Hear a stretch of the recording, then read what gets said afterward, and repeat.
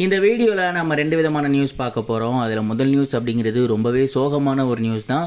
சோகமான நியூஸ்னோடனே நீங்கள் கெஸ் பண்ணியிருப்பீங்க, கண்டிப்பாக டெத் நியூஸாக தான் இருக்கும் அப்படின்னு.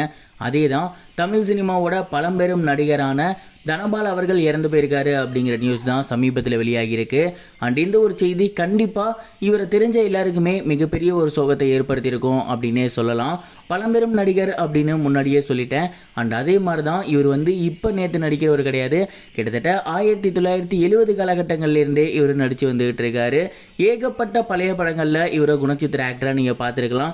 முதல் மரியாதை படத்தில் பார்த்துருக்கலாம். அதே மாதிரி பார்த்தீங்கன்னா வேதம் புதிது படத்தில் இவரை நீங்கள் பார்த்துருக்கலாம். ரஜினிகாந்த் சார் நடித்து வெளிவந்திருந்த நான் மகான் அல்ல அப்படிங்கிற படத்தில் ரொம்பவே சூப்பரான ஒரு கேரக்டர் பண்ணியிருப்பார். அதே மாதிரி விஜயகாந்த் சாரோட நடிப்பில் வந்திருந்த சொக்கத்தங்கம் அப்படிங்கிற படத்துலையுமே ரொம்பவே சூப்பரான ஒரு கேரக்டர் இவர் பண்ணியிருப்பார். அண்ட் இவர் பார்த்தீங்கன்னா ஏராளமான படங்கள் நடிச்சிருந்தார். சமீப காலமாகவே வயது மூப்பு காரணமாக அவர் சினிமா விட்டு ஒதுக்கி இருந்தார்.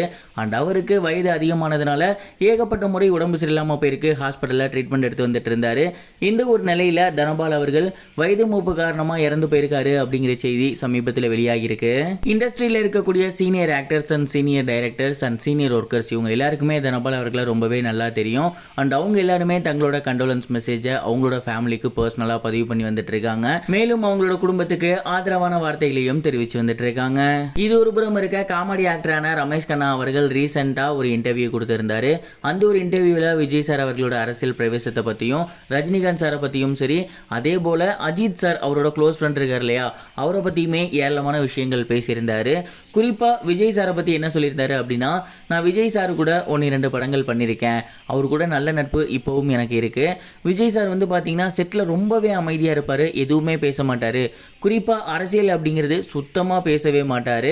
ஆனால் அவர் இன்றைக்கி அரசியல் கட்சி ஆரம்பிச்சிருக்கேன், முழு நேர அரசியலில் இருக்க போகிறேன் அப்படின்னு சொல்கிறது எங்கள் எல்லாருக்குமே மிகப்பெரிய ஒரு ஷாக்கிங்காக இருக்குது. அதே போல் தான் அஜித்குமார் சாருமே செட்டில் ரொம்பவே அமைதியாக இருப்பார், பெருசாக பேச மாட்டார். அண்ட் அப்பப்போ நிறைய விஷயங்கள் ஷேர் பண்ணுவார். குறிப்பாக அரசியல் அப்படிங்கிறது அவர் பக்கம் கிடையவே கிடையாது. ஸோ விஜய் சார் எப்படி பிற்காலத்தில் அரசியல் இன்ட்ரெஸ்ட் வந்துச்சோ அதே மாதிரி அஜித் சாருக்கு வருமா அப்படின்னு கேட்டிங்கன்னா வாய்ப்பே கிடையாது.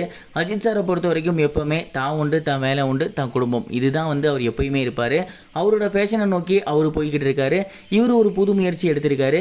கண்டிப்பாக அவங்க 2 பேரோட முயற்சியுமே நல்லபடியாக தான் இருக்கும் அப்படிங்கிற மாதிரி ரமேஷ் கண்ணா அவர்கள் தெரிவிச்சிருந்தார். மேலும் அடுத்து தொடர்ந்து ஏராளமான சினிமா நட்சத்திரங்களை பற்றியும் அவங்க கூட ஏற்பட்டிருந்த அனுபவங்களை பற்றியும் ரமேஷ் கண்ணா அவர்கள் ஷேர் பண்ணியிருந்தார். ரமேஷ் கண்ணா அவர்கள் அஜித் சார் அரசியலுக்கு வர்றதுக்கு வாய்ப்பு இருக்கா அப்படின்னு கேட்ட கேள்விக்கு பதில் சொல்லியிருந்தது இப்போ சோசியல் மீடியாவில் ரொம்பவே ட்ரெண்டிங்காக போய்கிட்டு இருக்கு. நீங்கள் இந்த ஒரு விஷயத்தை பற்றி என்ன நினைக்கிறீங்க அப்படிங்கிறத மறக்காமல் கமெண்ட் பாக்ஸில் ஷேர் பண்ணுங்கள். இது வரைக்கும் கனெக்டிங் டிவிக்கு சப்ஸ்கிரைப் பண்ணனா மறக்காமல் சப்ஸ்கிரைப் பண்ணிக்கங்க. உடனடி அப்டேட்ஸ் பெறுவதற்கு நோட்டிஃபிகேஷன் பெல்லையும் கிளிக் பண்ணிக்கங்க.